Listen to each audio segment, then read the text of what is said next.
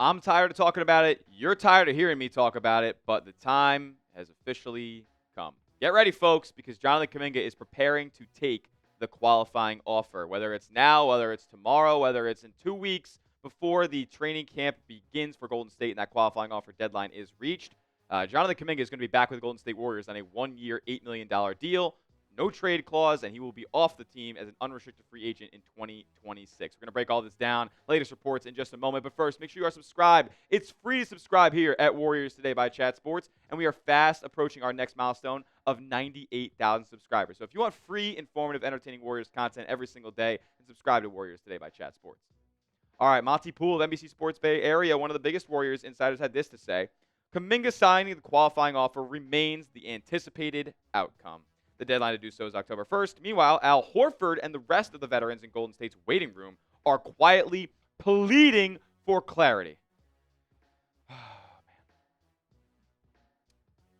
man. I can't believe that we're in the position we are in. I just can't believe it. The Golden State Warriors let Jonathan Kuminga run their entire offseason, and now the veterans that Golden State was set to sign, in addition to getting a deal done with Kuminga, are becoming restless. They have not been able to practice. They've not been able to really communicate and get together with some of their future teammates here. And that's just an indictment on a bad front office job throughout this whole Jonathan Kuminga saga. But we got into a whole rant about it on yesterday's show. Let's just get through the reporting here on today's. Monte Poole also did say, so we can be a little bit, I guess, optimistic about the whole situation. He does say a third option could be looming, but the Warriors' payroll has much less latitude than that of the Brooklyn Nets. This is in connection with the Cam Thomas accepting the qualifying offer, and the Warriors obviously having that out there for Kuminga to accept, or their 2-year, $45 million offer where they have to get Jonathan Kuminga to waive the no-trade clause so they have control of where they send him next. But this is the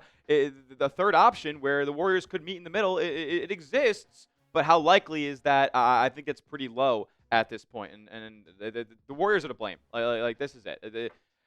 I know I have been blaming Jonathan Kuminga throughout this whole thing for thinking that he's better than he is and all this stuff, and that all remains true. Don't get me wrong, but the Warriors at this point are the culprits, and it's unfortunate because you could have just given him $2 extra million this year. You could have just guaranteed half of the 26-27 contract and made it a player option, but no, you are stubborn, and that's where we leave now. And like, you have to ask yourself, is your own stubbornness when it comes to Jonathan Kuminga, is your pride where you're holding firm on this 2-year, $45 million offer, is that really worth Kuminga ruining your entire roster building? Not only for this season, but for next season and the season beyond as well. Like, you are really putting yourself in a corner here if Kuminga accepts his qualifying offer, but it seems like we're at the point of no return as it stands right now. As far as the anticipated signings for Golden State go, these are the guys who are becoming restless in this offseason as they are yet to be signed or on any type of contract with the Dubs. Al Horford, we know. DeAnthony Melton, he's also set to sign with the Warriors. Gary Payton II, GP2, he's also set to re-sign with Golden State. And then a name like Seth Curry has been floated out as well. I'm not so sure that is as set in stone as these three names are, but Seth Curry, Steph's brother, has a decent chance that he ends up back on the Dubs. Another name that's being floated around is Malcolm Brogdon. We'll see if that ends up happening. I bet you Seth Curry is a little bit more likely than Brogdon joining Golden State. But let's focus on like the whole Al Horford stuff here, because if I'm Al Horford and I just won an NBA championship like 365 days ago and change, and I've been a multi-time All-Star in this league, and I'm a 18-year veteran at this point, like, I would feel disrespected that Jonathan Kuminga is holding up my free agency. Like, I seriously would. But, that's neither here nor there at this point. The Warriors have made their own bed. Now they have to lay in it. You just better hope that Al Horford doesn't retire at the last second because he actually feels disrespected by this offseason. Now, as far as the Warriors' 25-26 roster goes, it seems like it's set in stone with Kuminga getting set to accept the qualifying offer here. And the reason that I say it's set in stone is it's going to be set in stone. Steph Curry, Jimmy Butler, Draymond Green, Jonathan Kuminga, Brandon Podziemski, Moses Moody, Buddy Hield, Quentin Post, Al Horford, DeAnthony Melton. That will likely be your rotation on most nights. And then you also have on the back end Gary Payton II, Trey Jackson-Davis, Guy Santos, Will Richard, their second-round pick from this year, who they are also interested in signing as well. And if Seth Curry were to join the fold, he would probably be on the back end of that rotation. Wouldn't see him too often on a night-to-night basis. And look, like I said, that is set in stone.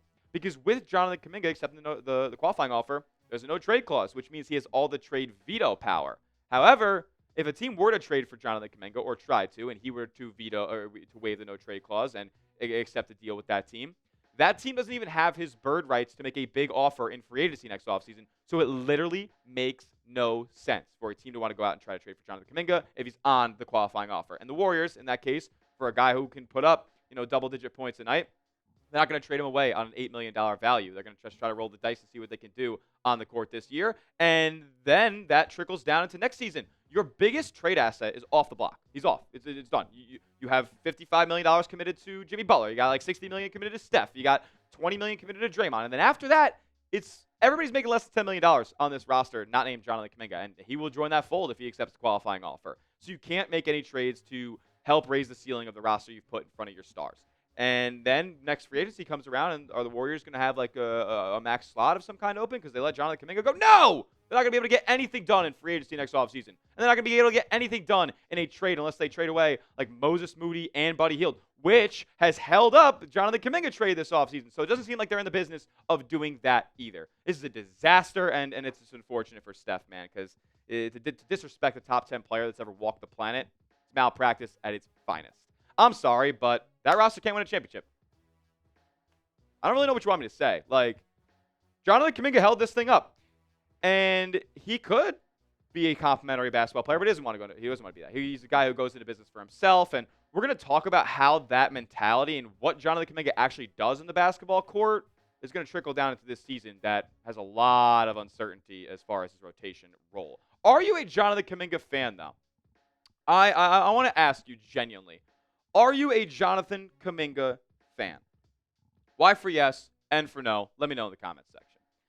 Next, we're going to look at what Kuminga betting on himself actually looks like this season because I think it could be, as somebody who likes to bet myself, one of the worst gambles of all time. We'll tell you why in just a moment. But first, get hooked up with this awesome deal. Warriors City Heavyweight Tee, Nike. Good quality stuff, man. And it's on sale for $35 at this link right here, chatsports.com/dubscity. That's chatsports.com/dubscity to get yours today. That link's in the comment section and description of today's video.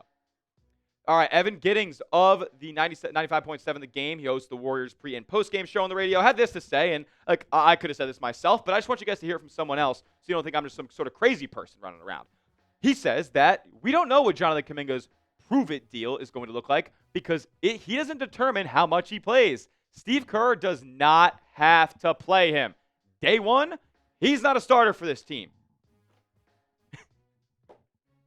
I mean, is this place a joke? Like, this is a joke. A legit joke. It's laughable. Because what do we hear from Steve Kerr? We'll show you what we heard from Steve Kerr earlier than this right here. But what did he say about experimenting and making sure we get those guys on the floor, Jimmy, Draymond, Kuminga, on the floor at the same time early in the season? Work that kind of stuff out.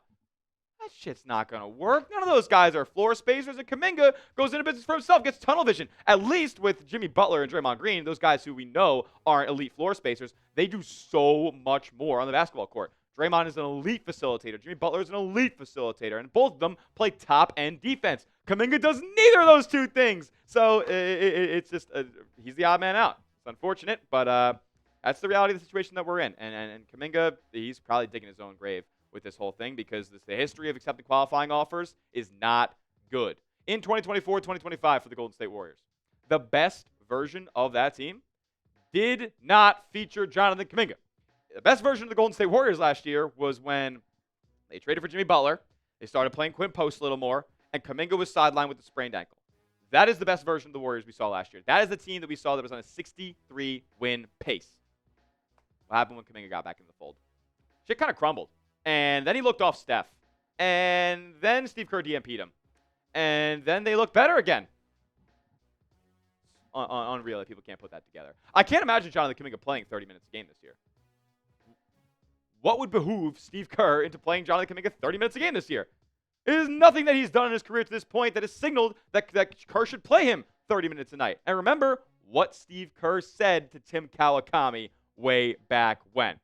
He said, what JK and I have talked about a lot, and this one might have been from a press conference, but the next one is from his conversation with Kawakami. What JK and I have talked about a lot, and what we've really tried to hammer home with him, is to sprint the floor and rebound and be complimentary to those guys, and that's how you can find your role and find more minutes. Well, we know he didn't do that shit. And then he said, I've been asked to win, And right now, Jonathan Kuminga is not a guy who I can say I'm going to play 38 minutes a night with the roster that we have. Steph, Jimmy, Draymond, and put the puzzle together that way and expect to win.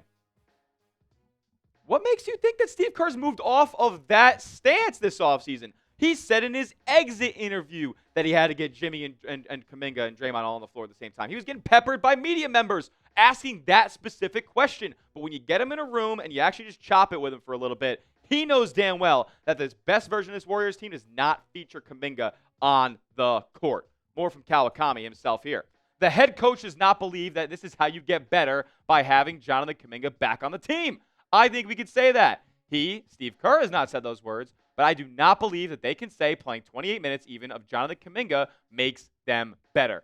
I think the head coach might think that makes them worse. He's right. He's so right. When you have a guy like Steph Curry on your team, you don't try to go into business for yourself. You don't try to think that you're better than him. And that's what Jonathan Kuminga did. And now, Jonathan Kuminga is going to be back on this roster next year.